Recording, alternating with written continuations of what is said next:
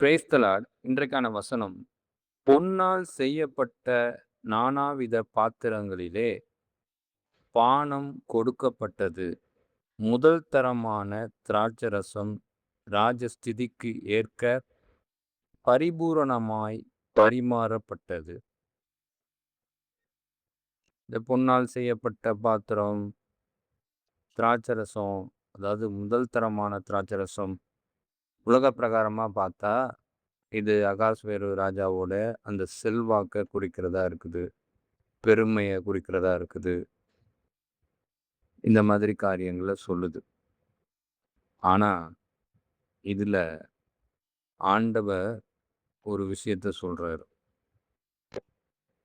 பொன்னால் செய்யப்பட்ட பாத்திரம். இத நான் உங்களுக்கு நியூ இன்டர்நேஷனல் வெர்ஷன் அந்த இதுல நான் உங்களுக்கு சொல்றேன். அது இன்னும் ஈஸியா உங்களுக்கு புரியும். சர்வதேச மொழிபெயர்ப்புல எப்படி சொல்லப்பட்டிருக்குன்னா, இந்த திராட்சை ரசம் வெவ்வேறு விதமான பாத்திரங்கள்ல, பொற்பாத்திரங்கள்ல பரிமாறப்பட்டது. அது மட்டும் இல்ல, அந்த ராஜாவின் அந்த தாராள குணத்திற்கு ஏற்ப திராட்சரசம் கொடுக்கப்பட்டது. என்னங்க சொல்ல வரீங்க அப்படின்னு கேட்குறீங்களா? இந்த வெவ்வேறு விதமான பாத்திரம், எந்த பாத்திரமும் ஒரே அளவோட இல்ல.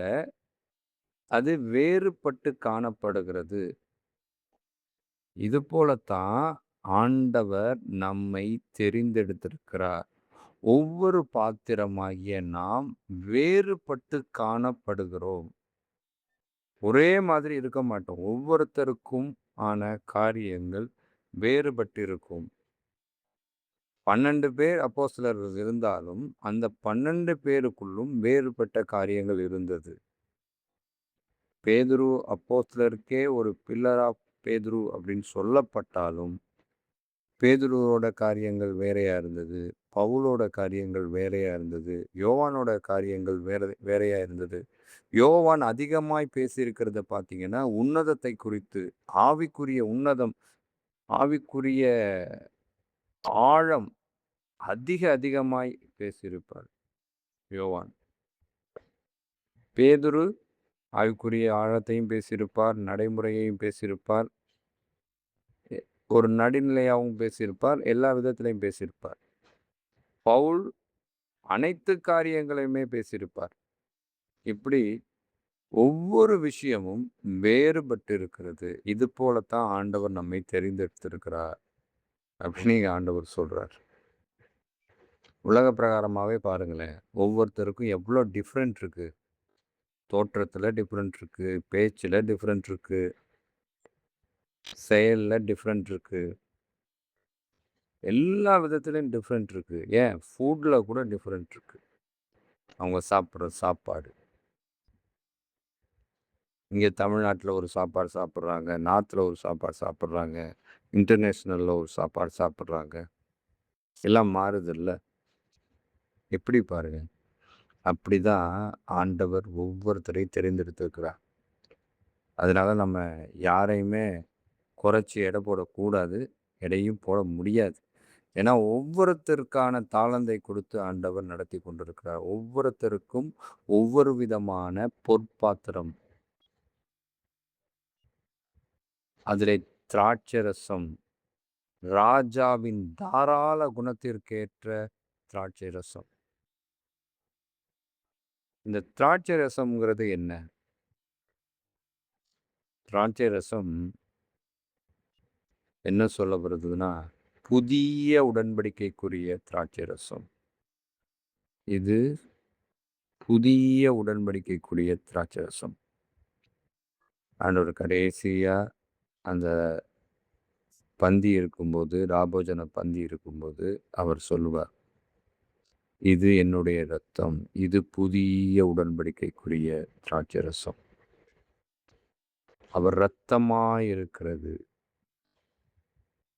எவ்வளவு மேன்மையான காரியம். அந்த புதிய உடன்படிக்கைய நமக்கு தாராளமாய் தருகிறதாய் இருக்கிறது. ராஜா தாராளமாய் தருகிறாராம். யாரு? சர்வ வல்லமையுள்ள ராஜா. யூதா கோத்திரத்து ராஜா. இயேசு ராஜா. அவர் நமக்கு தாராளமாய் தருகிறாராம். புதிய உடன்படிக்கை திராட்சரசம். அவர் இரத்தத்த. அடுத்தபடியா இந்த திராட்சரசம் எதை குறிக்கிறதா இருக்கிறது? மகிழ்ச்சி, சந்தோஷம் அப்படிங்கிறத குறிக்கிறதா இருக்கிறது. ஒரு சில இடங்கள்ல இது நியாய தீர்ப்பை குறிக்கிறதாயும் இருக்கிறது.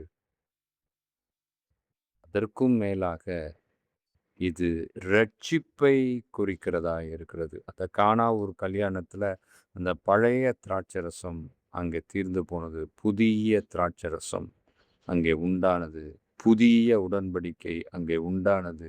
புதிய ரசம் அங்கே உண்டானது. அதே போல நம்முடைய வாழ்க்கையிலும் அவரவருக்கு ஏற்ப அவரவருடைய பாத்திரத்திற்கு ஏற்ப இந்த திராட்சரசம் கொடுக்கப்பட்டு கொண்டே இருக்கிறது. இந்த திராட்சரசத்தை நாம் சுவைத்து கொண்டிருக்கிறோமா? எப்படி சுவைத்து கொண்டிருக்கிறோம்? காதுள்ளவர்கள் கேட்க கடவர்கள். ஆமென்.